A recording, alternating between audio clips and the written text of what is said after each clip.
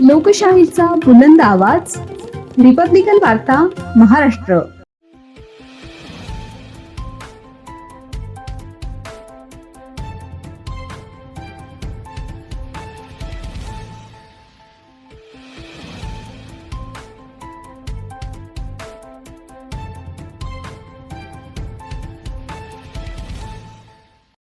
शांतीनगर अतिक्रमण प्रकरण तापले. बिराड आंदोलनाच्या 5व्या दिवशी दीपकभाई केदार यांची प्रशासनावर तुफान टीका. न्याय मिळेपर्यंत आंदोलन सुरूच राहणार. दीपकभाई केदार व प्रशांत खरात यांचा प्रशासनाला इशारा. नाशिकच्या अंबड MIDC परिसरातील शांतीनगर येथे झालेल्या अतिक्रमणाच्या विरोधात MIDC मुख्य कार्यालय सातपूर येथे सुरू असलेल्या बिराड आंदोलनाला दिवसेंदिवस अधिक बळ मिळत असून आंदोलनाच्या 5व्या दिवशी महाराष्ट्राची बुलंद तोफ म्हणून ओळखले जाणारे पॅन्थर दीपकभाई केदार यांनी आंदोलनस्थळी भेट देत आंदोलनकर्त्यांना पाठिंबा जाहीर केला. यावेळी दीपकभाई केदार यांनी प्रशासनावर जोरदार हल्लाबोल करत शांतीनगर परिसरातील नागरिकांवर अन्याय झाल्याचा आरोप केलाय. नागरिकांच्या समस्या सोडवण्याऐवजी प्रशासन दुर्लक्ष करत असल्याचे सांगत त्यांनी संबंधित अधिकाऱ्यांवर टीकेची झोड उठवली. अतिक्रमण कारवाईच्या नावाखाली सामान्य नागरिकांना वेठीस धरले जात असल्याचा आरोपही त्यांनी केला. आंदोलनस्थळी उपस्थित असलेल्या राष्ट्रवादी काँग्रेसचे शहर उपाध्यक्ष प्रशांत खरात यांनी देखील प्रशासनाचा चांगलाच समाचार घेतला. नागरिकांच्या प्रश्नांकडे गांभीर्याने पाहून तात्काळ तोडगा काढण्याची मागणी त्यांनी केली. प्रशासनाने वेळकाढूपणा न करता आंदोलनकर्त्यांशी चर्चा करून न्याय द्यावा, अन्यथा आंदोलन अधिक तीव्र करण्यात येईल असा इशाराही त्यांनी दिला. दरम्यान बिराड आंदोलनाच्या 5व्या दिवशी मोठ्या संख्येने नागरिक, कार्यकर्ते आणि सामाजिक संघटनांचे प्रतिनिधी उपस्थित होते. आंदोलनकर्त्यांनी आपल्या मागण्यांवर ठाम राहत न्याय मिळेपर्यंत संघर्ष सुरू ठेवण्याचा निर्धार व्यक्त केलाय. त्यामुळे शांतीनगर अतिक्रमण प्रकरण आता अधिकच तापण्याची चिन्हे दिसत आहेत. लिमिट आमचे जे बॉस आहे पाटील साहेब, लयवाल साहेब आहे, ते आमचे बॉस आहे. लयवाल साहेब घेऊन राहिले 500-600 पोलीस लावतात, नाही घेऊन राहिले घरं फाडतात. त्यावेळेस तुम्ही नव्हते का त्या कारवाईमध्ये? नाही, आम्ही होतो ना, सगळं संयुक्त कारवाई. संयुक्त होते ना? त्यामुळे संयुक्त कारवाई. गरीब लोकांची घरं पाडले. वरून पाऊस चालू, 6 वाजता तुम्ही घरं पाडताय. नाशिक जिल्हा कायद्याचा बालेकिल्ला. इथं नाही का कायदा? एक नोटीस नाही. नोटीस दिल्यावर अशाच एक पण नोटीस नाही भेटून आलोय आंदोलकांना. पॅन्थर आहे, उपोषण करत नसते त्यांना सांगणार मी उपोषण करू नका. आमच्या 1972चा काळ जरा ओळखून घ्या. ज्यांनी तिथं कारवाई केली ना चुकीची, एकाला सोडणार नाही साहेब. अनुसूचित जाती लोकांवरती सामाजिक न्यायाचा दृष्टिकोन नाही, पूर्ण मानवाधिकाराचं हनन करतात. एकीकडे देशाचे पंतप्रधान म्हणतात प्रत्येकाला घर देऊ, आणि जे घर बांधले तर मी तिथं जाऊन आलो, वर संडास केली तर खालच्या माजल्यावर पडती. जनावरांसारखं त्यांना कोंडावड्यामध्ये कोंडलंय. एक दिवस राहू शकतो का एक अधिकारी तिथं? तुम्ही ते घरकुलचं बोलून आले, ते महानगरपालिकेने. अहो ते पण आहे ना, पण तुम्ही त्यांना पर्यायी व्यवस्थाच केली नाही ना. तुम्ही MIDCची जागा, गायरांची जागा तुम्ही घेतली. गोरगरीब लोक 40 वर्षापासून तिथं हे करतायत. खाजगी घ्यायचे, अधिग्रहण करायचं. एरवी तुम्हाला खाजगी अधिग्रहणासाठी 4 पट पैसे द्यावेच लागले असते ना. मग हे लोक 40 वर्ष तिथं बसतायत, मग त्यांचा हक्क नाही काय? त्यांना मोबदला नाही, फुकट हाकलून द्यायचं. असे नाकारलेले आम्ही किती दिवस जगायचे इथं? त्यांना लाईट बिल दिली, महानगरपालिकेने संडास बाथरूम केलं, त्यांचं मतदान घेतलं, त्यांचं मतदान काउंट करून नगरसेवक निवडून आले, आमदार निवडून आले. मतासाठी तुम्हाला त्यांचा ऍड्रेस चालतो, पण ज्यावेळेस या पद्धतीने त्यांना निवासी म्हणून घोषित करायचे तेव्हा त्यांचं काहीच नाही. आज हे सगळे लोक जाणार कुठे आहेत? देशाच्या पाटलावर एकमेव नाशिकचं हे चित्र आहे की लोक रस्त्यावर बसलेत, पाऊस डोक्यावर आहे, लहान लेकर आहेत, मच्छर चावतात, डेंग्यू झाला, निमोनिया झाला, तडफडून तुमच्या ऑफिसच्या दारात माणूस मेला, तर महाराष्ट्र शांत बसणार उद्या? अहो सर, आपल्याही घरात कुटुंब आहेत. 580 वर्ष. एक उपोषण करता आमचा गणेश खांदारे 80 वर्षाचा, कधी मरू शकतो. एवढी अवस्था बिकट झाली त्याची.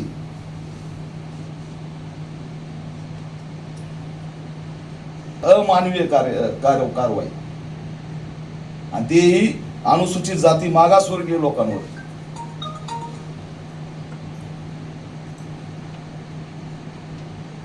आता त्या 2 लोकांचा जीव वाचवण्यासाठी मलाच त्यांना सांगावं लागेल, बाबा आता हे उठा, मरताल तर काय होईल? तुम्ही जाऊन, तुम्हाला चिंता नाहीये. किती दिवस आमचे माणसं मारायचे? प्रत्येक दंगलीत आमचे माणसं मारणार, प्रत्येक कारवाईत आमचे माणसं मारणार. न्याय आम्हाला नाहीये. इथंही तडफडून मेला तरी काही होणार नाही. जेलमध्ये सोमनाथ सूर्यवंशी मारला, त्याला न्याय मिळाला नाही तर तुमच्या कार्यालयापुढे मेल्यावर काय तुम्ही न्याय देणार आहे? संतापजनक आहे. आणि आम्ही येतो तुम्हाला भेटायला, पोलीस गेटवर लावताय. ही कोणतं कार्यालय चालवण्याची पद्धत आहे?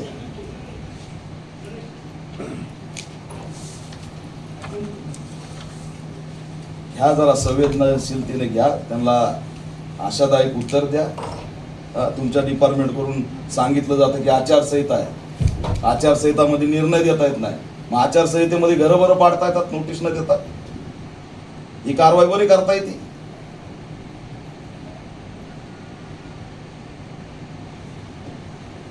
सोळा एकर जमीन, किती 40 एकर जमीन घेतली, 5 एकरचा तुकडा ठेवा म्हणतायत. ते सुद्धा तुमच्याच्याने व्हायना. एवढं भांडवलदारासाठी तळमळ, आणि गरिबांना जायचं कुठं?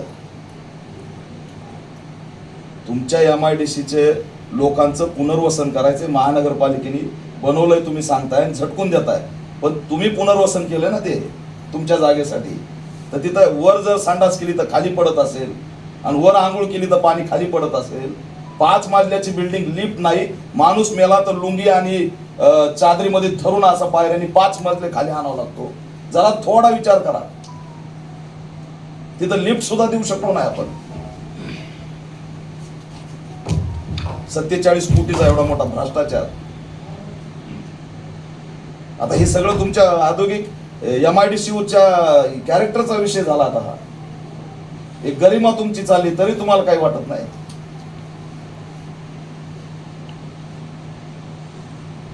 त्या 2 लोकांचे जीव वाचवा.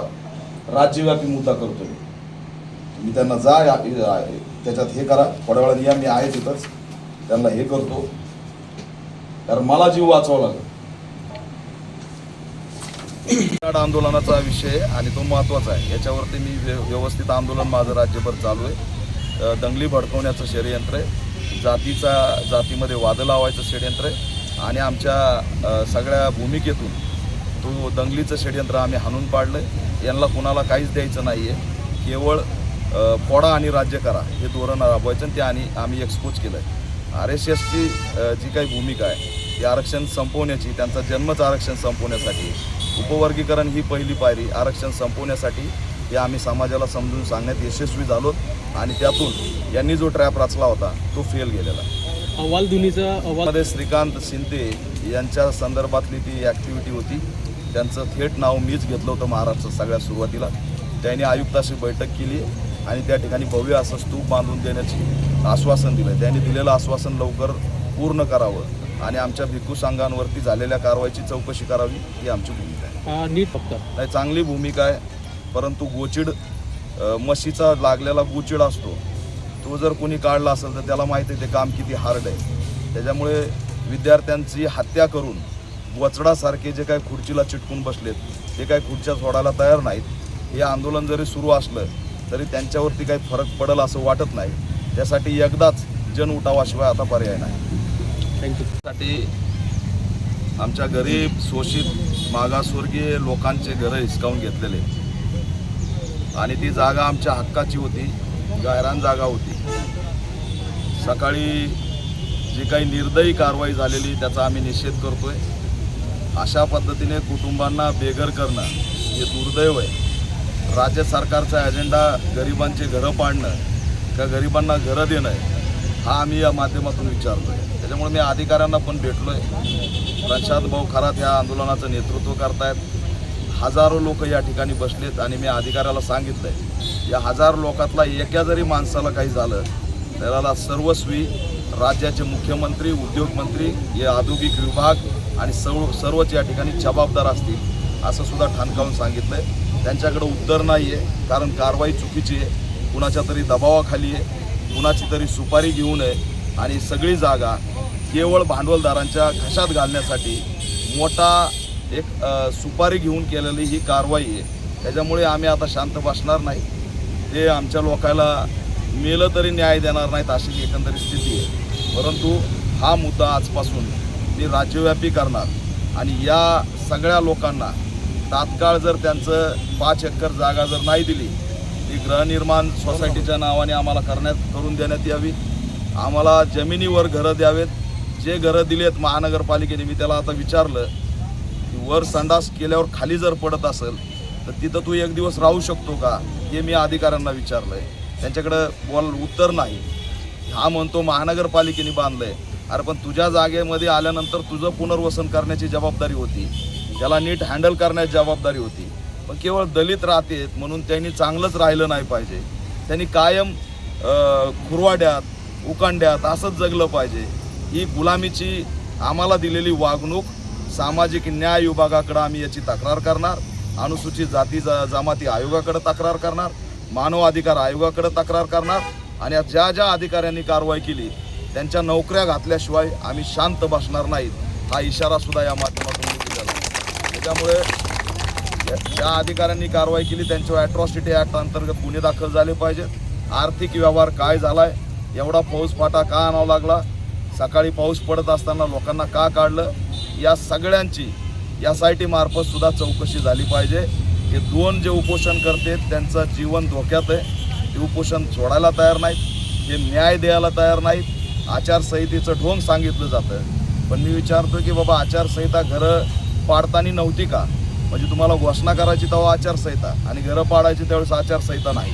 तर हे साफ एक प्रकारची दादागिरी करून आमच्यावर केलेली कारवाई आहे. याचा आम्ही निषेध करतो आणि राज्यव्यापी याचं रान पेटवणार आहे. रिपब्लिकन वार्ता महाराष्ट्र न्यूजसाठी विशेष प्रतिनिधी आनंद आभाडे, Nashik. Subscribe now and press the bell icon. Never miss an update.